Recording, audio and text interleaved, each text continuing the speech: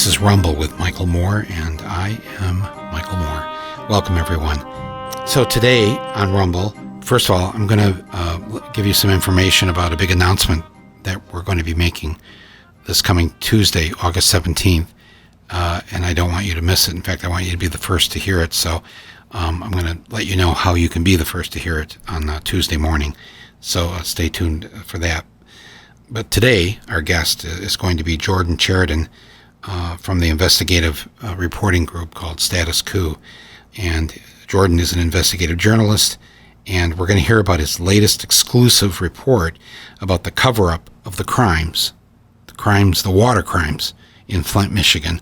There is new news on this, and I want you all to hear it because I can see that the mainstream media is, once again, not covering this. They think everything is now hunky-dory. President Obama went there, he drank the water. We have Democratic administration in the state capitol in Lansing. Everything must be just fine. It's not fine. And I want you to know about it because I'm afraid not many others are going to help us in Flint with this situation. And you've always been so good about this. So thank you for tuning in today and listening to this interview that's coming up. I also want to thank all of you for the incredible feedback on our two-part conversation with journalist and writer Rebecca Traister from New York Magazine. It's great to have her on Rumble.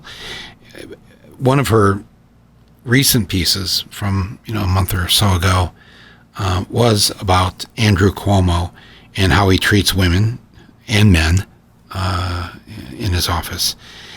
And just a few days after publishing that podcast conversation with her, Cuomo announced his resignation. Just to be clear, he said he was not going to step down. The quote was, "I'm going to step aside." I pay attention to little things like that. The English language is an interesting language, and step aside is different than stepping down. And I think a lot of people are concerned that he will give the story a time to die off, and then he is going to run again next year because the governor's election is in 2022. So we'll see. But incredible reporting that she had already done on Cuomo. And when I say not only how he treated women, but also men, I'm not implying his using his sexual powers with men, mostly over the years, and Rebecca reported on this. Basically, he just used a hammer. He's a bully and often stood for all the wrong things. And I've never liked the guy. And anything I've seen about him, I've never had a sense that he was there for the people. And like anybody, you can point to good things that he did. Same-sex marriage long before the Supreme Court in the U.S. allowed it. But good riddance to that. As Rebecca mentioned, simply punishing these bad men is not really going to completely solve what the real problem is here.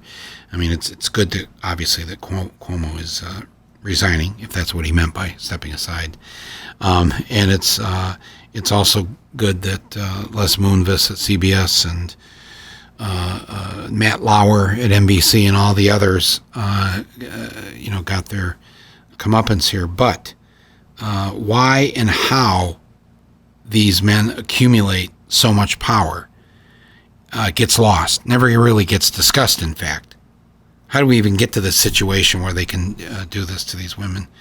In other words, how and why are so many people forced to cater to them, to serve them, to rely on them for their jobs, their careers, their livelihoods? Why we are forced to rely on them to bring us the news? It's just the whole thing is totally fucked up. So thank you for everybody who wrote to me and spoke to me, went online, social media, whatever, about those two episodes with Rebecca Traister. And I suggest, if you haven't listened to them, to go back and listen to episode 203 and 204. 204 is the one where we got into talking about Harvey and all this other stuff. But thank you. And also, if you haven't yet listened to my conversation with Dr. Peter Hotez about the COVID surge, you should check out episode 202. As we've seen now in recent weeks, COVID-19 cases have increased tenfold since June. The Delta variant is 3 times more contagious than the common cold. We are in deep shit here, my friends, and we've never really left it. And as I've tried to tell people and warn people since the first month of the lockdown back in March of 2020, when I had on Dr. Zeke Emanuel, who spent so many years at the National Institute of Health, and where he said on this podcast, this is going to be a 3 to 4 year pandemic. And I remember when he said that, my jaw dropped, and I think people listening to it, nobody wanted to hear that. Nobody wanted to hear this was going to last 3 to 4 years. And now another guest of ours that we've had on, the author, award-winning author, John M. Barry, who we've had on the podcast, the author of The Great Influenza about the 1918 pandemic. And he was on C-SPAN earlier this week saying that this coronavirus we have, strains of it, are never going to leave us.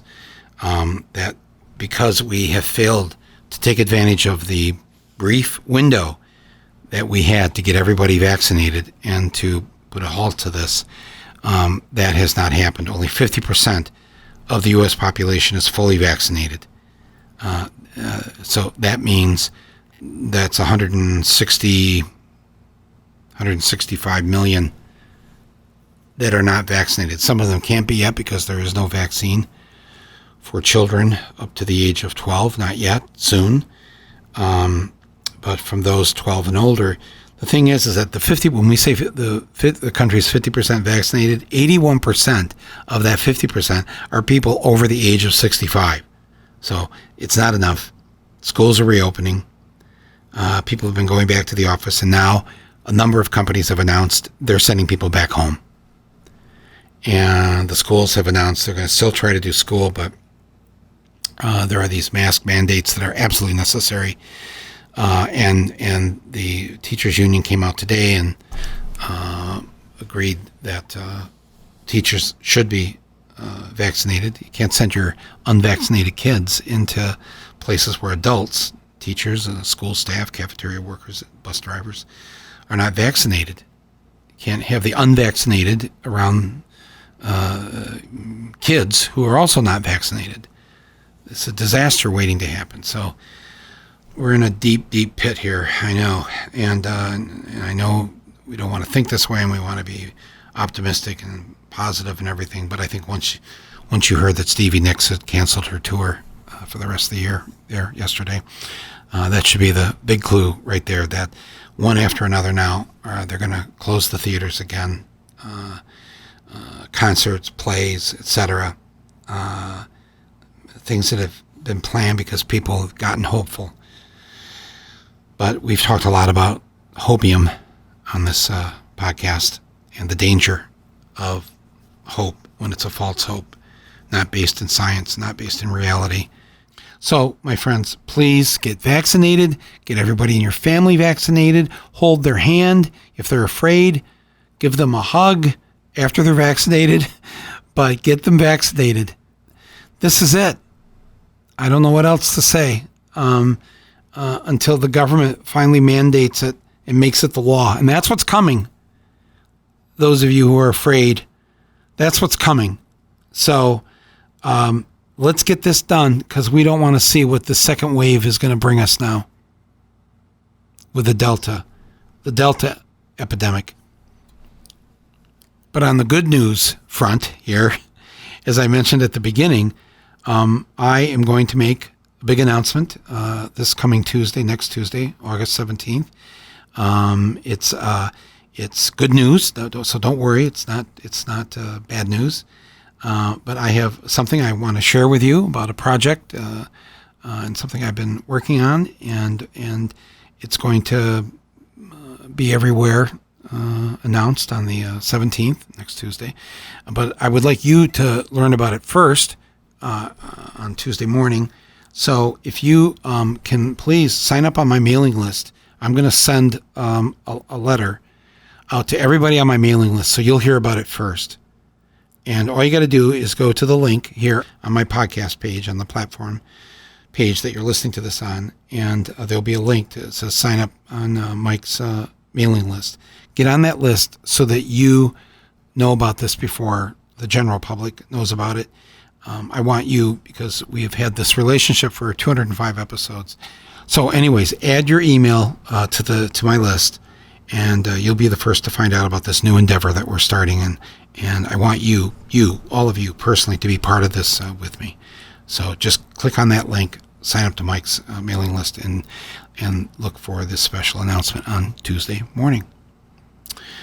Okay, so before we bring Jordan Chariton on to talk about the latest news on the Flint water situation, I want to welcome another new underwriter to Rumble. And that underwriter is Blinkist.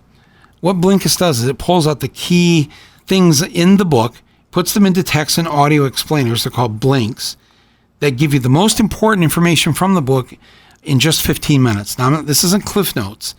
This isn't a way to avoid reading a book. This is a way to actually read a book. So if there are books that you're not sure you want to read, or subjects that you're not sure you want to invest time into learning about, Blinkist is the lifesaver here. Okay, here, let me give you an example. I always hear people, they talk about a guy named Machiavelli, right? You've heard this, right? Oh, that's so Machiavellian, right?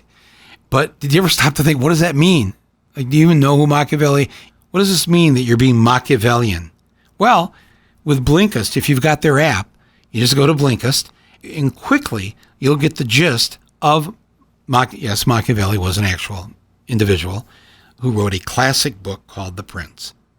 And so in just a few minutes, you're going to know all this, and you're going to go, oh, wow, that sounds interesting. Maybe it's a word you've used your whole life, like, oh, he's so stoic. Stoic. What does that mean, stoic? Turns out it was an actual group of people way back when called the Stoics.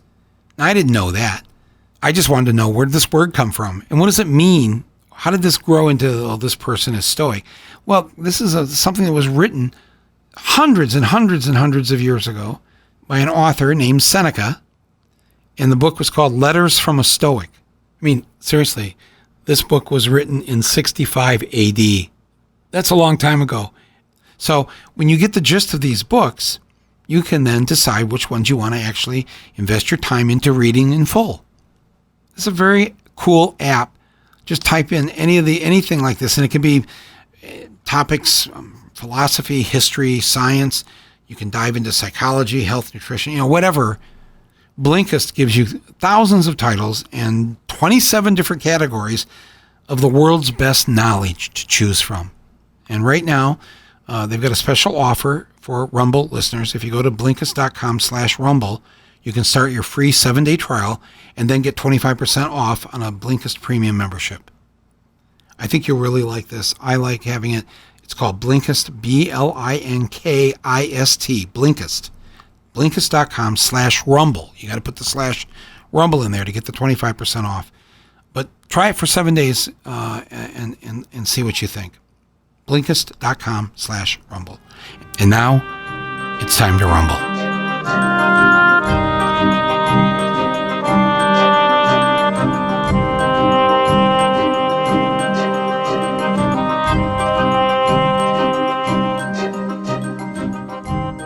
In this January, after more than 6 years of no accountability for former Michigan Governor Rick Snyder for his actions leading to the poisoning of the city of Flint, Snyder was arraigned on 2 counts of willful neglect of duty, misdemeanors. He became the first of Michigan's 49 governors in 184 years to face charges related to their time in office. Snyder was among 9 senior officials in his administration who are now facing a total of 42 criminal charges for their actions that caused a deadly Legionnaire's disease outbreak in Genesee County and caused permanent, irreversible brain damage due to the poisoning, mostly lead poisoning, of thousands and thousands of Flint children. Back when these indictments took place here earlier this year, I was joined on Rumble by Jordan Chariton of Status Co, who also does investigative reporting for the Intercept, the Detroit Metro Times, and other outlets. Status Co is an investigative reporting and journalism operation that Jordan and his partner, Jenn Dize, formed to get to the bottom of stories that the mainstream media simply doesn't want to cover. Jordan and Jenn have doggedly pursued the truth about what has happened in Flint, trying to make sure that the conspirators face justice and that the media never forgets Flint. He's broken many of the key stories about what has happened there with this poisoning crime and about its cover-up.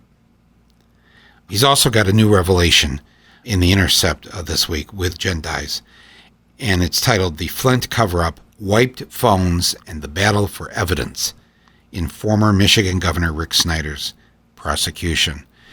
As all of you know, I have been covering this since I first heard about it. This is now over 7 years ago. It's certainly been very distressing to me on a personal level. People I know, people who've gotten sick, people whose children have now this permanent brain damage, and a city, obviously, that I was born in. And my first film, Roger and Me, dealt with the Flint story that had been ignored by the media, for how this place that was the birthplace of General Motors, that was the birthplace of the modern labor movement through the sit-down strike that got the UAW its first industrial contract in the country back in the mid-30s, a strike that my uncle participated in. As you can imagine, this has all been very frustrating to me and very disheartening, thinking that this governor was going to get away with it. So that's why, once again, I am very happy and honored to have with me here today on Rumble investigative journalist and co-founder of Status Co, Jordan Chariton. Jordan, welcome to Rumble. Hey, thanks for having me again. Why don't, just to catch people up in case they may be hearing about the Flint water situation for the first time, it's always referred to in the media as the Flint water crisis. It's something that just kind of happened, or a lot of people think, oh yeah, I've heard that about Flint. They've got lead in the water. Jordan, welcome and thank you. And please give people the basics of the background of how a purposeful decision was made to take them off the clean water and have them drink the dirty water, and the governor's role in that. So, as you showed in, a really important documentary, Roger and Me, Flint was once really the envy of America. I mean, vibrant middle class, where the auto industry was born. But like many cities in America, it was essentially gutted through, federal policy, offshoring of jobs, etc.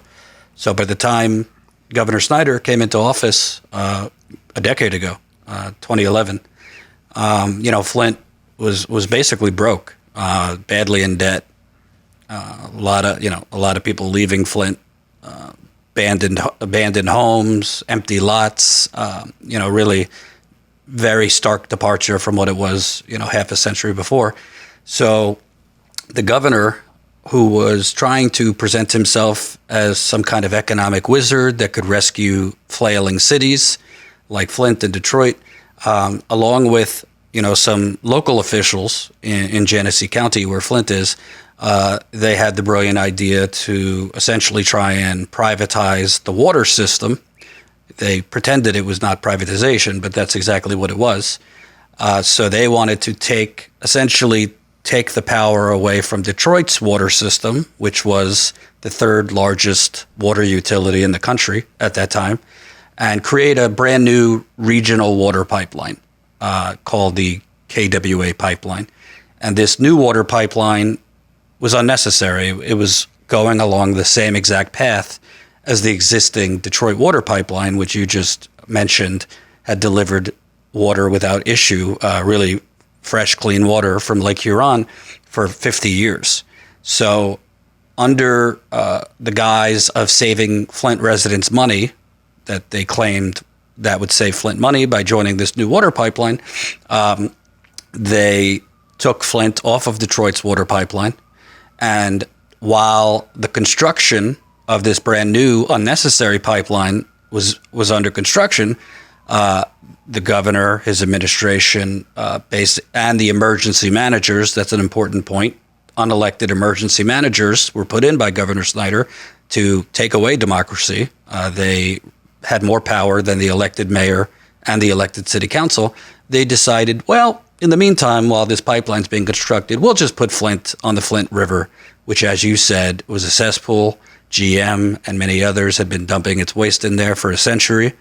And, they claim it was accidental, but the state, Snyder's administration, failed to add the proper chemicals into the water supply when they switched that you're supposed to put in around the country. I mean, underneath the ground, our pipes are 50 to 100 years old.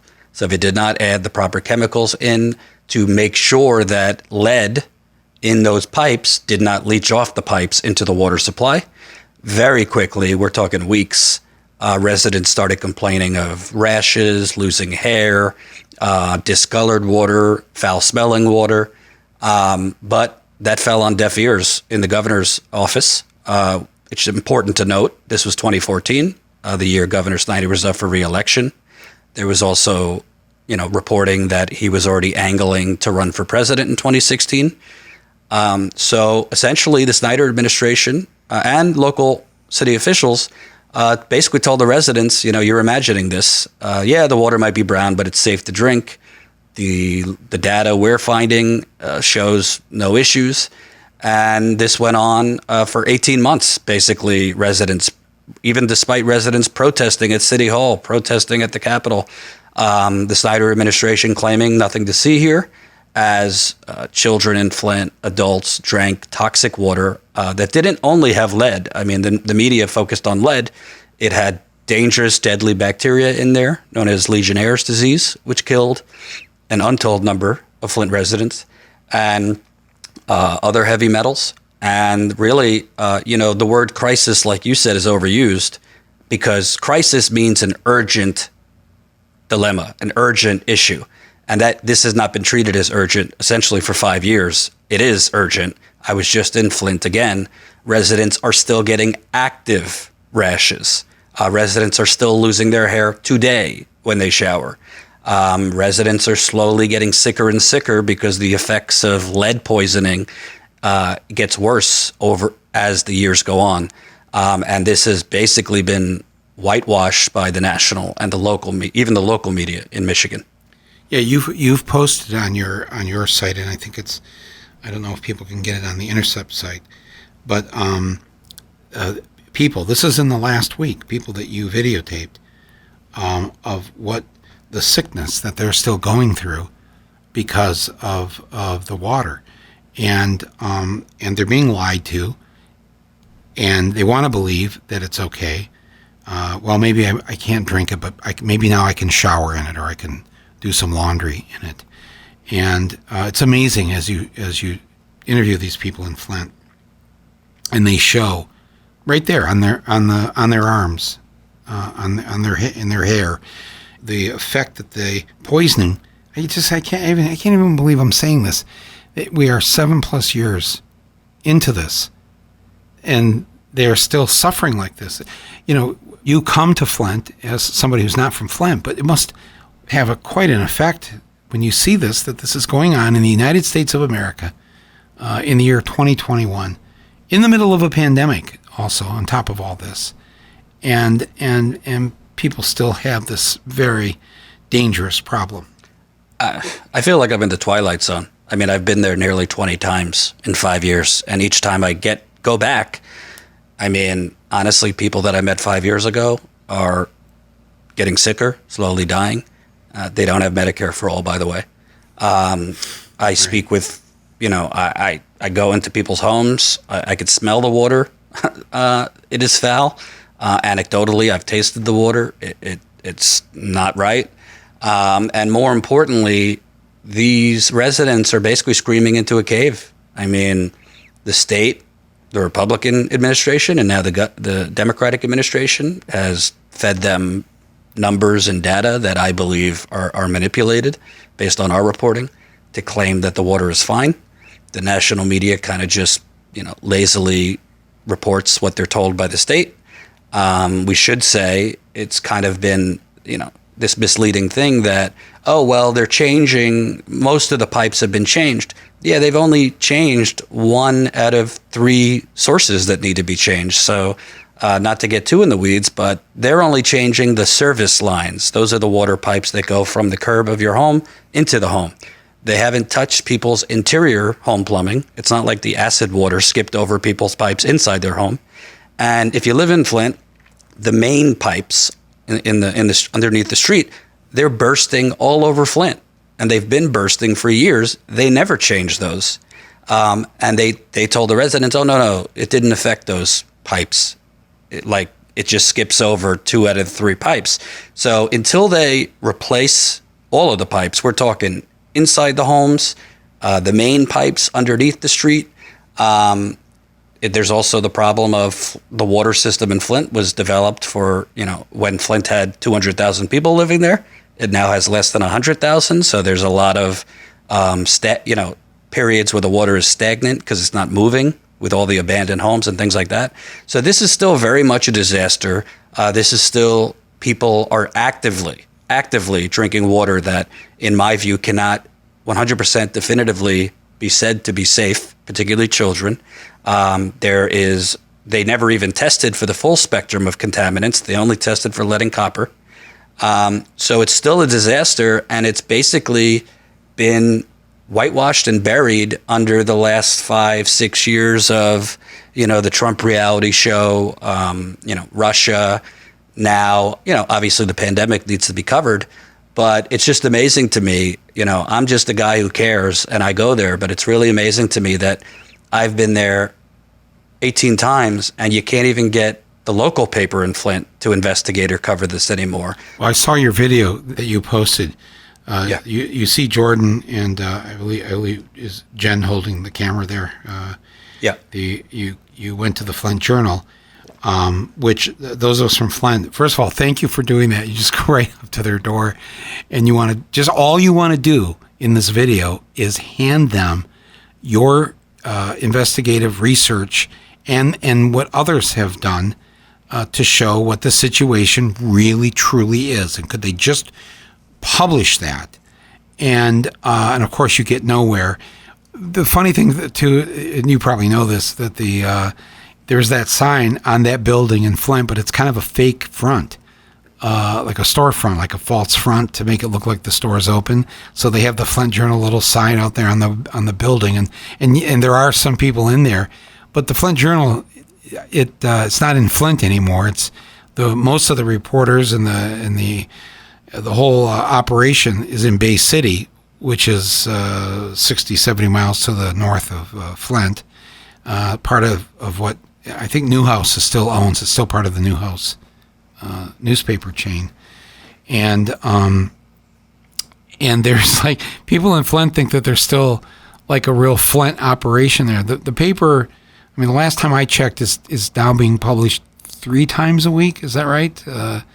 It's twice a week. Yeah. It's now it's down to twice a week. Yeah, there you go. And so online 24/7. Yeah. Of course. But it's there, and it claims to be there and telling the stories of what's happening to the people in Flint, but it's just not the truth. And then you go to the Detroit Free Press to ask them, and on the front of their building it says Detroit Free Press on one side of the door, and on the other side it says Detroit News. So these are the 2 dailies in Detroit. Detroit's one of the few cities that still has 2 dailies. And, of course, they're supposed to be competitive. They're not supposed to. But they've had a joint operating agreement for a long time now. So They look like it looks like there's two papers in Detroit, but there's really one entity that's putting out both of these papers. And you don't even at the Detroit Free Press door, what you get from the person there is that, oh, the building's closed. They just like, it's so mind-boggling. And of course, this is worth another whole episode of Rumble of what's happened to our local media, and how it's been shut down, bought out, destroyed, so that these stories that need to be covered locally don't get covered. But thank you for doing that, and thank you for taking all this research and offering it to them for free, in the hopes that they would really dig in and do something.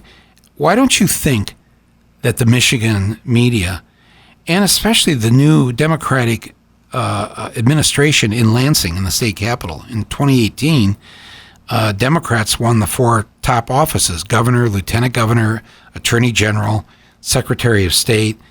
And I think people had a lot of hope, but one of the first things they did was to dismiss to end any sort of investigation by the state into what was going on. But they promised they were just ending the Snyder administration's investigation, and that they were going to do their own. And then in January, these indictments, these misdemeanor indictments, whatever, took place. What's your take on this? Why aren't the Democrats? Why aren't they more aggressive? Why isn't Snyder in jail? Why isn't he having to then bail himself out of jail until there's a trial?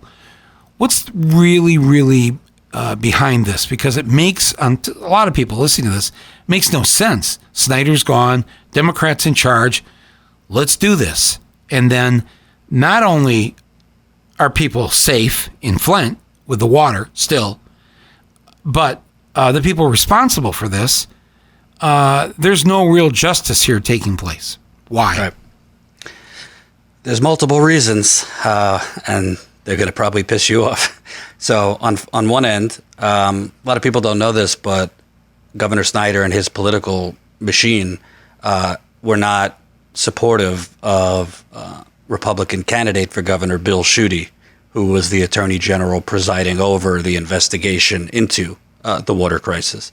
So Snyder, not publicly, but his political machine behind the scenes threw their weight towards Gretchen Whitmer, who's now the governor. So a lot of Republicans actually came out for Gretchen Whitmer because of Snyder's team doing behind the scenes things to try and help her. Former Flint Mayor Karen Weaver has told us that she was shocked when she, first met with the governor, Whitmer, and subsequent meetings. She didn't have to really be introduced to anyone because it was all people from the Snyder administration, including people that were involved with this water cover-up. So Whitmer kept in a lot of, health department, environmental department people that were part of the Snyder administration that frankly poisoned Flint.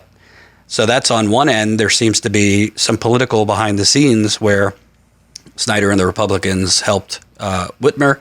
I can't get in the governor's mind, but she has kept a lot of Snyder's administration intact. Then there is the, in my view, really scandalous reason. I always say follow the money. So as we talked about earlier, this was really just a privatization scheme. And this new water pipeline, the KWA pipeline, somebody had to pay for it to be constructed. Flint, to join the pipeline, would have to borrow nearly $100 million for their part of the construction. The problem was Flint was nearly bankrupt. And in 2014, Flint had reached its debt limit. So legally, it's not allowed to borrow more money. But the Snyder administration and local officials, they kind of plotted to create a fake environmental emergency. And that would be the only exception that would allow Flint, who was almost bankrupt, to borrow more money.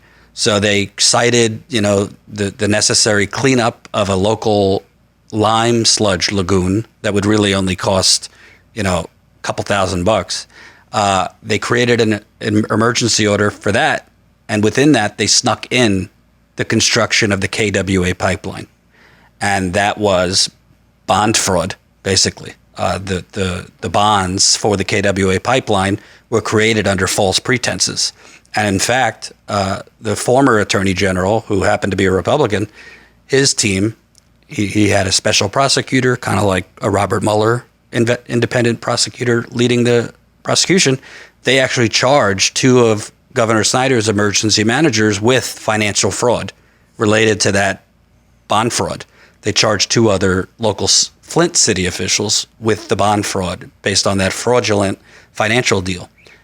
Fast forward, Attorney General Dana Nessel, a Democrat, comes in. She drops charges against 8 state and city officials, including the director of the health department, who was charged with involuntary manslaughter. And like you said, she basically said, oh, this doesn't mean we're not going to recharge them. It just, she cited flaws in the previous prosecution. She charges a lot of those people back, but mysteriously, the people that the previous administration investigation had charged with financial fraud, Attorney General Nessel, when she recharged them, there were no financial fraud charges. And the reason, based on my reportings, a lot of sources I have, well, there's a basic conflict of interest, Michael. If financial fraud, bond fraud, that led to Flint joining this water pipeline and ultimately temporarily using the Flint River, if that went forward in court, even a pretrial hearing, you're talking Wells Fargo wrote those bonds, JP Morgan wrote those bonds, a lot of wealthy investors own those bonds for this active water pipeline.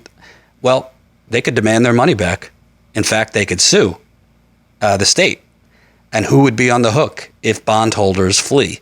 The state of Michigan, who approved it. And that could cost them hundreds of millions of dollars in liability. I have been told by sources literally inside state government, it could bankrupt the state of Michigan. So I do find it suspicious that the previous investigation was charging real crimes. The chief investigator, he was a former FBI agent, Andy Arena. He said at the time that he and the rest of them were fired by the current attorney general, they were 6 months away from additional financial charges that my sources indicate were RICO charges. That's what they charge mafia figures with in terms of financial fraud. So essentially, if they went full force, charge Governor Snyder with financial crimes, charge other people with financial crimes, it could essentially bankrupt Michigan. And I believe that is why what you're seeing are essentially throwing the book at certain officials, but not the governor. The Democratic administration in the state capitol, are they pursuing these financial crimes, the bond fraud? The thing that's really the underlying cause of all this was the desire to get into a company with these New York banks who are going to get behind this privatized water line, take Flint off the public water line that Detroit had built for itself and for communities on the way to Flint and Flint itself. Are you saying that this Democratic administration is not pursuing these larger financial criminal charges? So far, they're not. All I could tell you is Attorney General Nessel, who's obviously, razor sharp, intelligent. She did an interview with Michigan Radio right when she got in there in 2019, and she claimed that she had never seen any charges related to the KWA pipeline. I don't want to say she's lying, but that was not true. There, as I just said, there were 4 state and city officials charged with crimes related to the KWA pipeline. She said she never saw anything related to that. Like I said, the previous investigation had charged 4 people with basically bond fraud related to that. And when she came in, she dropped those charges and never brought them back against them. The top investigator was on the record that at the time he was fired and the rest of the team was fired. They were about 6 months away from additional financial charges. And the 9 officials, Attorney General Nessel and her team charged in January, including Governor Snyder, there were no financial charges. So technically, they say this is still an open investigation, but thus far, it's honestly, it doesn't smell right when one investigation is finding financial fraud and the second one either has a different opinion or has decided to, not go after those crimes. I also should say, and we broke this earlier this year, the original investigation, Michael, they were building a case against the governor for involuntary manslaughter. I mean, that's about as high as you can go. They had decided they could charge him with misconduct in office, neglect of duty, as well as building a case. They weren't ready to charge him, but they were building a case. Sources tell me they were about 75% there against him for involuntary manslaughter. And the current attorney general, who, basically said these people messed up for 3 years before us, she charged him with a misdemeanor. And the people of Flint and the people of Michigan and the people of America, the truth is, we have no idea what evidence they even presented, because it was done in a one-man grand jury, which is a secretive process where a judge serves as the grand jury. And you don't know what evidence the attorney general and her team presented to him because it's secretive, and we won't know until, trials.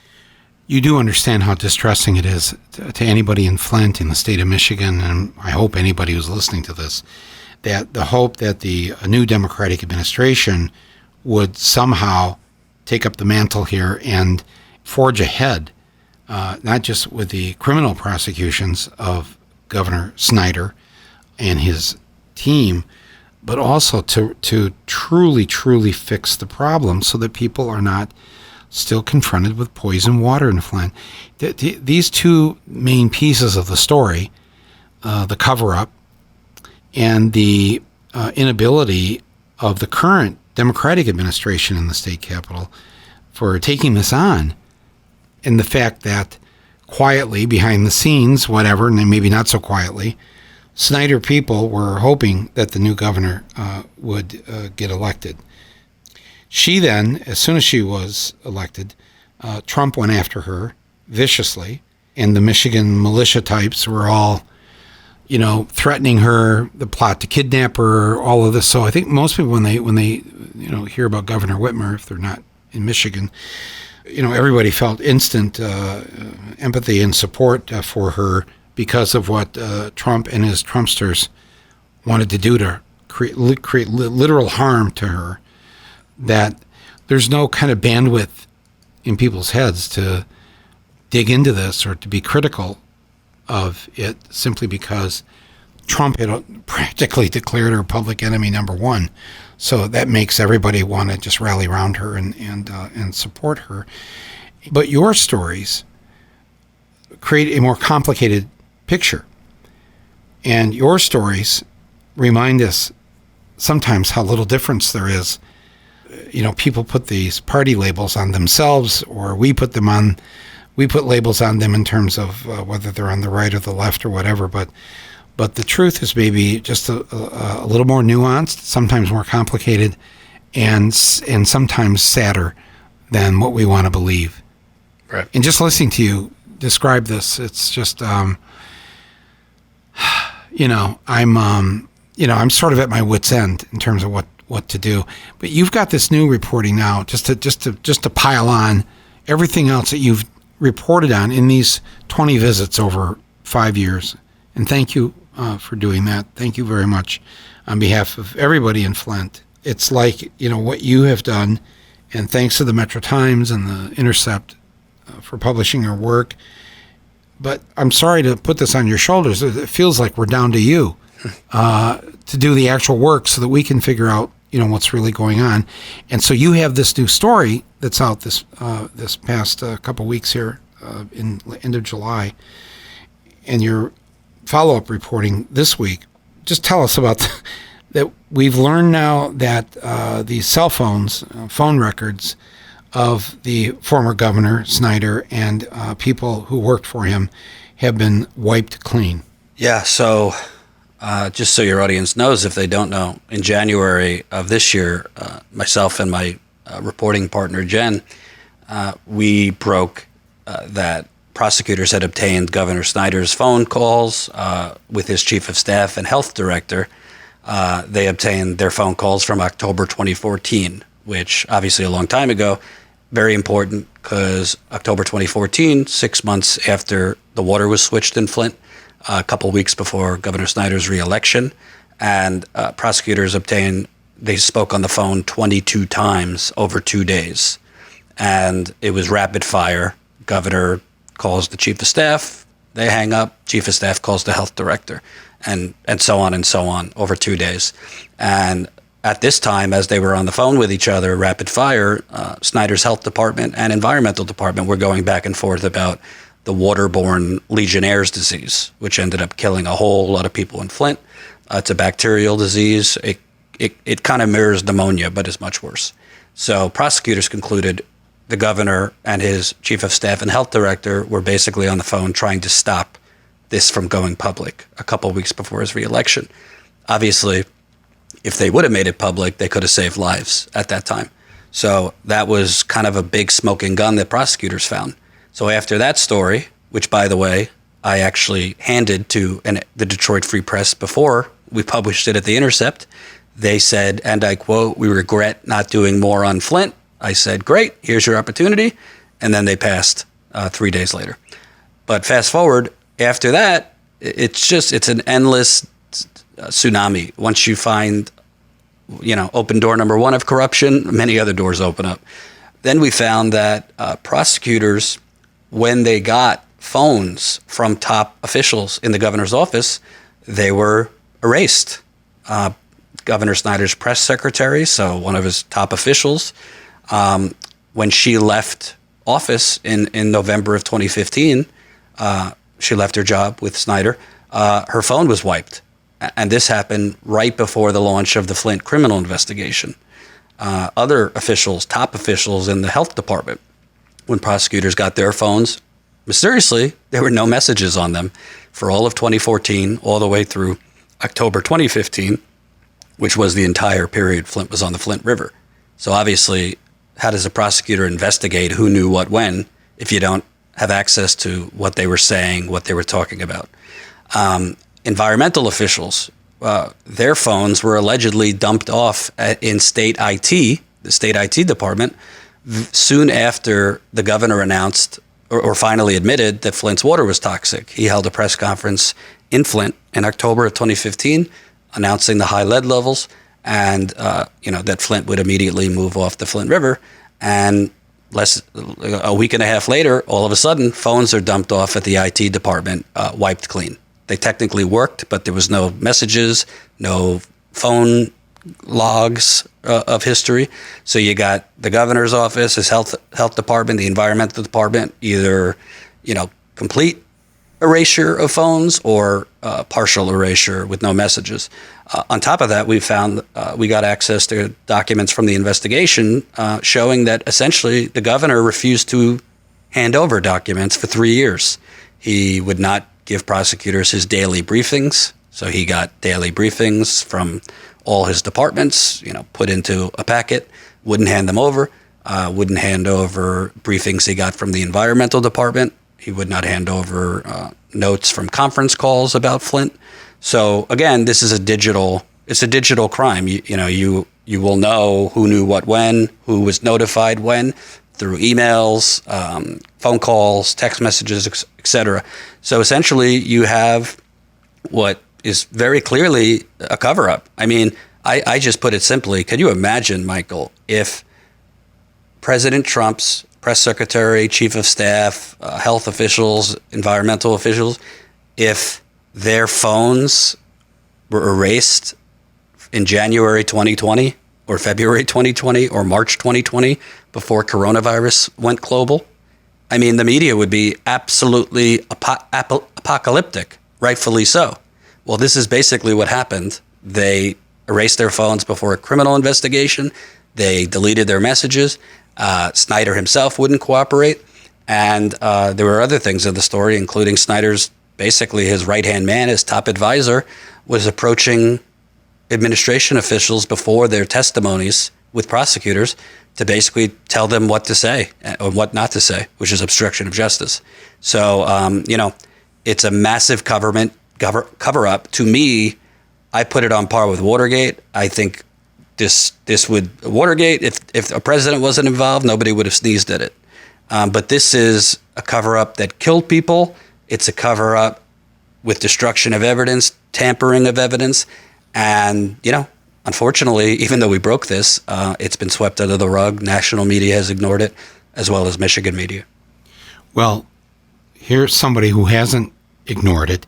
The U.S. Congress, the House Oversight Committee, read your story, and they want to know what the hell's going on. And in fact, I believe the chair of the committee, Congresswoman Maloney from New York, has been demanding some answers about this, because she seems pretty mortified, having read your reporting on this.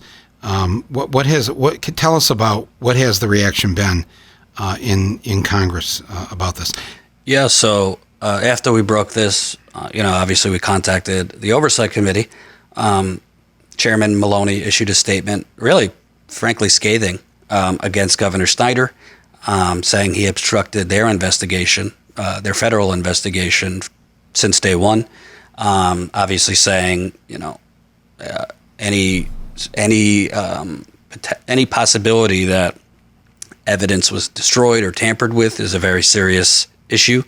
And then, we spoke with the committee, and they say they were investigating it. There's also the issue, separate from the state criminal investigation.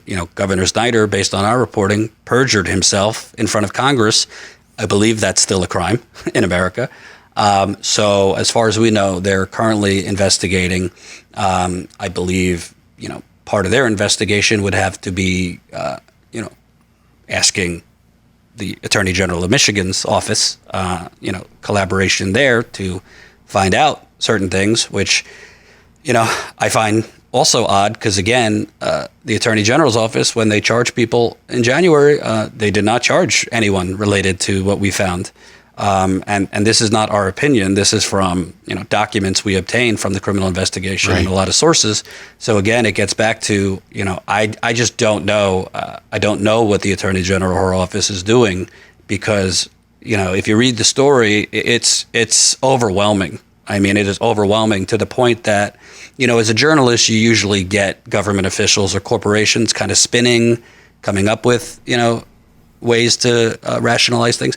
It was Silence of the Lambs, Michael, the health department. When I said, do you have an explanation for these messages being gone? They just said, quote, we don't care to comment. And others would not comment either, including Governor Snyder's team. So as far as we know, the House is investigating it. We're going to follow up with them and make sure they're actually doing so, rather than just saying so. Actually doing it, yeah. Let me just read the quote from Congresswoman Maloney. After she read your piece here recently about the wiping of the phones and hiding evidence, et cetera. And again, she's the chair of the House Oversight Committee in the United States Congress. This is what she said regarding your reporting. Quote, "It would be deeply troubling if any of the officials involved in the poisoning of Flint's children destroyed evidence of their misconduct. Governor Snyder obstructed this committee's investigation from the outset and set the tone that his decisions were above accountability. Governor Snyder made the choice to put money over the lives of children in Flint, and he must be held accountable." Man, that's a serious statement in reaction to your reporting. And yes, it's absolutely incumbent upon you and the rest of us to make sure that her committee and others follow through on this. Congratulations for getting you can't get the attention of the local officials or the people in Lansing, but you certainly have got the ire of the chair of the House Oversight Committee in the United States Congress. Is there any reason that the Attorney General in Michigan can't subpoena or can't?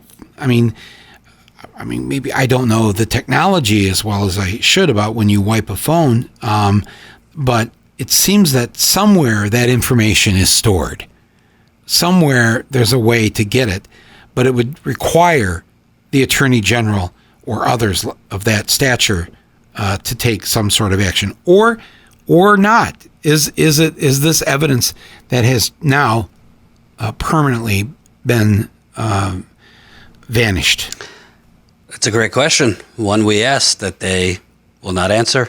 Every time we reach out to them, it's just, can't comment. There's an ongoing criminal proceedings. But, this is the year 2021. There's forensic technology to retrieve messages and data from phones. Absolutely.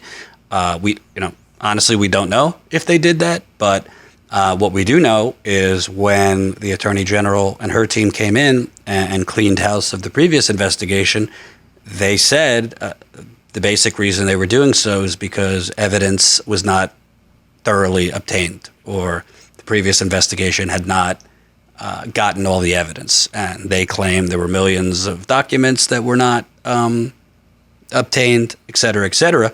So if that's the case, which I, based on sources, I don't think is entirely true, you would think they would have gone the extra mile to get the forensic experts, technology, subpoena phone companies to retrieve anything that was erased.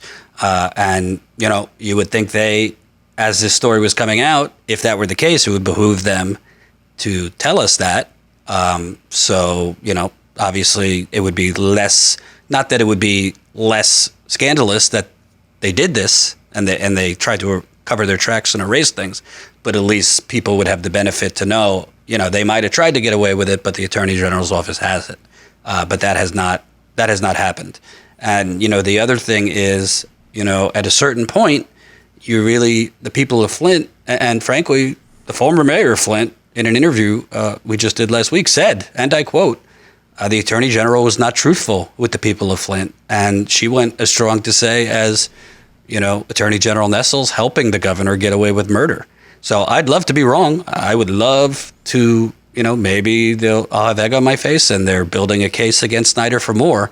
But from what it stands right now, it's mind-boggling. Even just from, Michael, politics. Even just from a political perspective, forget what's right or wrong. It would be great politics to throw the book at Snyder. And, the Democrats came in and righted this wrong. But it's silence. Silence across the board from elected Michigan and Flint officials, as we spoke about the media, and the Attorney General's office. Obviously it's a criminal investigation. I understand there's certain things they cannot say. But the people of Flint, trusted them when they came into Flint and said we had to restart this investigation, citing everything that went wrong, or they claimed went wrong with the previous investigation. And, Flint residents put their belief and faith in the Democrats that were restarting this thing. And, 2.5 years later, there's a misdemeanor charge against the governor, and a settlement, a civil settlement that most residents I've spoken with feel is way, way too little. How's this going to end up? I don't love making political predictions, but I always try to be honest with my audience. Right now, it does not look good. Governor Snyder's got an army of lawyers and all the money in the world. As we know in the criminal justice system, it's really about how much money you have that helps, outcomes to get off with crimes. Right now, a judge has paused the criminal proceedings and is hearing motions to dismiss against top officials, and the governor's lawyers are trying to get, put forward a motion to dismiss. They are citing errors that were made by Attorney General Nessel's teams. I don't want to get too in the weeds, but, errors that were allegedly made in terms of not making sure attorney-client privileged documents and information were released. So technically, and I've spoken with lawyers that tell me Snyder could get off on this technicality. And when we say off, we're even just talking about the absurdity that it's only a misdemeanor. I just go with my reporting and facts, and the facts are there's a lot more against this governor than a misdemeanor. And I think, honestly, people have asked me, why do you stay on this? Why do you keep going back? Because this is not just, to me, about one city. It's about America. Because if a governor and his whole administration can get off and there's no accountability with poisoning a city, leaving them to die, basically, then, what makes you think your governor's going to think twice or your mayor's going to think twice, whether it's water, fracking, mining? I mean, the list goes on of what it could be that makes people sick, kills people. I mean, Libby, Montana, there was a disastrous asbestos crisis that killed a lot of people. Go look at West Virginia. I mean, the coal pollution, coal disasters that have killed, you're talking tens of thousands of people down there through corporate greed, cutting corners. And if this is allowed to stand in Flint, I really fear for the precedent that sets up. And I'll also just say, from a human level, I understand that there's a lot of threats in this country. You have right now, to me, very dangerous people, refusing vaccination, pushing lies about, the vaccines and coronavirus. You have very dangerous people. We talked about the white supremacists that, tried to kidnap the governor, are, making threats all around this country against, whether it be black people or other vulnerable communities. There's a lot of threats, but I got to tell you something, Michael, we can't live without water. That's the number one need. And if this goes on without true accountability, I really, to me, then we don't have a country anymore. We have a multi-trillion-dollar corporate conglomerate that will look the other way as citizens are poisoned. Right. So what do we do? What do the people who are listening to us right now, what can they do? Is there anything they can do for the people in Flint? Please don't send more bottles of water. That doesn't fix the problem. Who's advocating for the people in Flint right now? I've been telling my audience this for a long time. I'm not saying don't protest outside the politician's office or protest outside of BlackRock, and protest everywhere you can within health and safety, because obviously there's still a pandemic. But to me, the main reason this has been covered up is because the media has been complicit in the cover up. If you had, to be clear, Michael, the New York Times, they know about the story we just broke.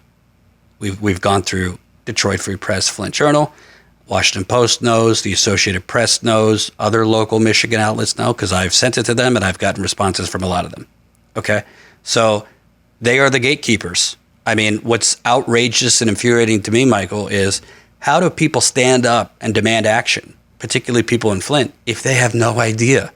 I just interviewed Ariana Hawk. She is a mother. Her son was on the cover of Time magazine in 2016 with his body rashes, a young African-American boy.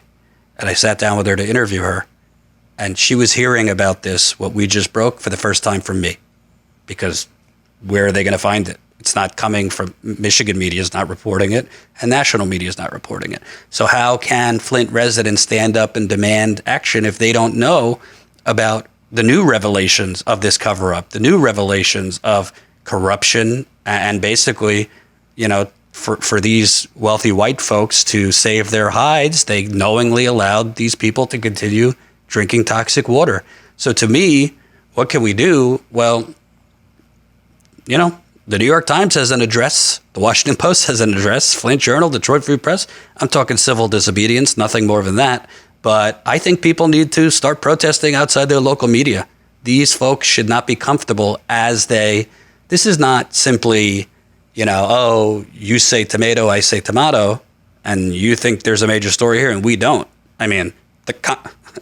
Congress just reacted and they're investigating. That's a major news story that Michigan media is ignoring, Flint media is ignoring, national media is ignoring. So I tell people, obviously everyone's situation is different. Not everyone can get out there and protest, particularly Flint residents who are mentally and physically exhausted from all of this for 7.5 years.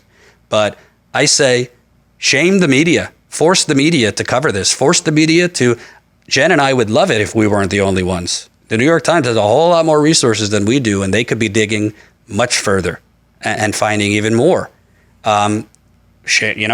If necessary, get outside the Attorney General's office. Again, to be clear, we're just talking about civil disobedience and protest. But if people just nonviolence, nonviolence. But at the end of the day, the media are the gatekeepers that have declared this over, that have basically hoodwinked well-meaning people all around the country into thinking this is over. I get responses all the time. What are you talking about? I thought this was fixed. So to me, that's the biggest thing of what people could do. Stand up and demand accountability outside the media, outside the Attorney General's office. And, don't let up, because, again, it's not just about Flint. It's about all of us. Well, I think that's a very important thing to do. And if people will post this on social media, if you can't make it to Flint or Detroit or Lansing, I've noticed in the past few days you have received attention and support from Mark Ruffalo, from Susan Sarandon, from Aaron Brockovich, and other members of Congress. Ro Khanna, Rashida Tlaib has been vocal about this. So the more the better. To not let attention die on this. It's. I agree with you so much in terms of if we let them get away with this, whether it's the Republican governor that initiated the poisoning and then covered it up, Rick Snyder, or whether it's the current administration that has been dragging their feet on this and not really going after the people there. It's, how, in my last film, I put in that scene of President Obama coming to Flint and drinking the water publicly at this rally to tell the people of Flint the water was safe and clean. And then, of course, we find out later that he was, you can see in the footage I put up, he was fake drinking it. He didn't actually swallow any water. Right. Smarter than that. But they brought the water in from Air Force One. There was no water in that school, in that high school. It was a closed down. They closed down the whole water system so the kids wouldn't drink the water in the school. So it was very, very disheartening to see President Obama do that. People were shocked. I'm glad you brought up the racial part of this, the rich white people who are making money off the Flint water, privatizing the water and poisoning the people in the process. This is a black city. It's majority black residents.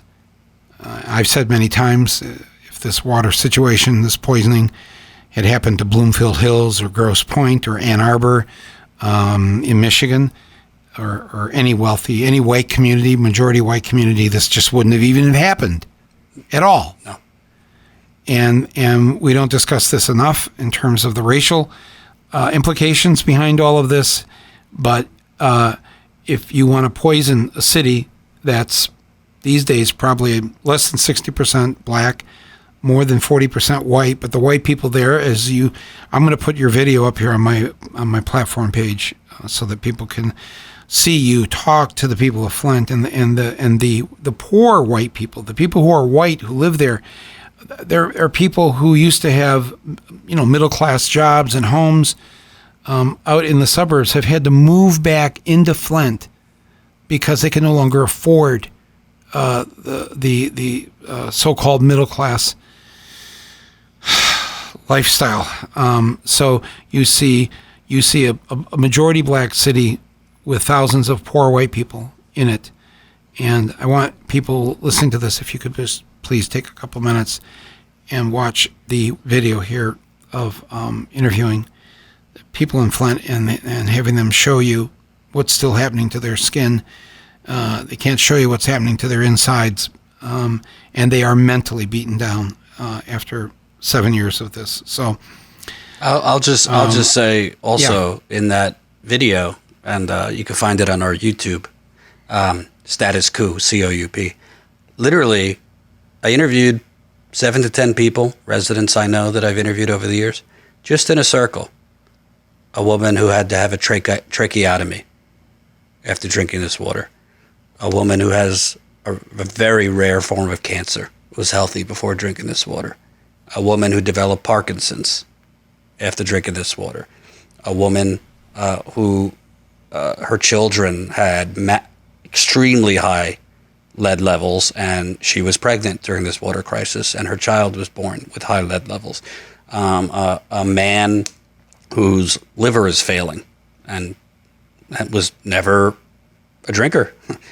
This is just in a circle with 7 to 10 residents. Another woman who has lost 70 pounds and is bone thin and was showing me the rashes she's still getting. That's just 7 people. If I went throughout Flint, I've met people that have no teeth anymore because of the water. Met people who have no hair. The list goes on. So for people, I think we started by talking about this term crisis, but it's been used so much that people don't get it's still an active crisis. I mean, it is an active disaster with people still getting rashes, losing hair, teeth falling out. Residents tell me their eyes burn when they take a shower. So if you watch those videos, you know, these are the victims of the cover-up we're exposing. They're the living victims. And I really hope people, when they see these videos, when they read these stories, and thank you so much for elevating it, take action. Because I'm telling you, not that, you know, Trump and, you know, the radicalization of the right and COVID, they're all important.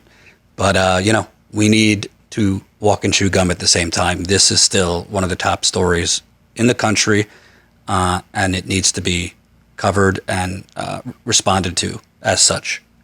Well, thank you, Jordan, for covering it, and thanks also to Jenn for doing this important journalism, and keep doing it. I encourage people to follow you guys, and I will do my part. I will keep covering it. I will keep raising my voice on this. And again, when I say don't send bottles of water, I mean, I know this makes people who are on our side of the fence and liberals, whatever, feel good. And I appreciate everybody in the beginning when this was revealed, sending literally cases and cases and cases of bottled water. But those 16-ounce bottles of water, plastic bottles, forget about just the environmental issue of that much plastic being used. But the average human in the United States of America uses about 50 to 80 gallons of water a day. That's for drinking and showers and baths and for your dog and to cook and to brush your teeth and everything else that we use water for. And so if you just do the math of, let's say, 50 gallons a day, and you got less than around 100,000 people, how many 16-ounce bottles of water are needed every day? Millions a day to provide the water that human beings need in Flint, Michigan. There's no way you could anybody can send millions of, that's not the solution. The solution, as Jordan said, is to replace all the pipes, including the internal piping in everybody's home, and the appliances, the washing machine, the dishwasher, they're all wrecked. The appliances that use water in people's homes have been wrecked, been destroyed. This problem is nowhere near being fixed. And I know a lot of people think that, something happened, something good happened. Well, there are some things happening, and the rest of it's cosmetic, so that you don't think about this. And Jordan, I think I'm so happy that you point out that nobody should see this just as a Flint issue. And the issue isn't that we've got lead in the water around the country. We've known that for some time. The issue is that those in charge think they can get away with this, that they can cause this kind of death and destruction. And Michigan is proving that maybe, just maybe, they will get away with it. So thank you, Jordan, for staying on top of this. Continue to do this work, please. I'll do my part. Everybody else listening to this, do your part. Make your voices heard. Get on social media. Talk about this. Share this episode. And Jordan, and pass this on to Jenn, your partner there. Many thanks. Thank you very much. From those of us who grew up there, who are from there, who still live there. I'll be damned if I let them get away with this. Thank you, Michael. It really means a lot that you elevate this, because obviously, this is your hometown and you have a big voice. So I thank you for continuing to stay on it. Well, thank you. And please come back and be on Rumble here in the future and let us know further developments. Absolutely. Well, thank you for listening to Jordan and myself on this very serious issue. I hope you're not tired of listening to it. The people of Flint are more than tired right now, and they deserve our help and support. And we need to speak. We need to speak up to the Democrats and others that we believe are on our side to do the right thing here. And the Governor, Rick Snyder, needs to atone for his crimes. So please do what you can to help out. And thank you for listening today. And get ready for our big announcement on Tuesday, this coming Tuesday, August 17th. Be sure to sign up here on the podcast platform page. There's a link there to sign to be part of my mailing list. Get on the mailing list, because you're gonna get the announcement first. And I'm so anxious and excited to share this news with you and what we're going to be doing. We've worked on this for many, many months, since 65 AD, in fact. And I think you're really going to like this new thing that we're going to be adding on to what we're already doing. So sign up. And Tuesday morning, look in your mailbox and see what we've got for you. Okay, my friends, thank you for this. And thanks to our executive producer, Basil Hamden, our editor and sound engineer, Nick Quaz, and to everybody who helps me put this podcast on. Thank you very much. And we'll see you on Tuesday in the mailbox. And next week's podcast will come in the days after that. So be well, my friends. This is Rumble, and I am Michael Moore.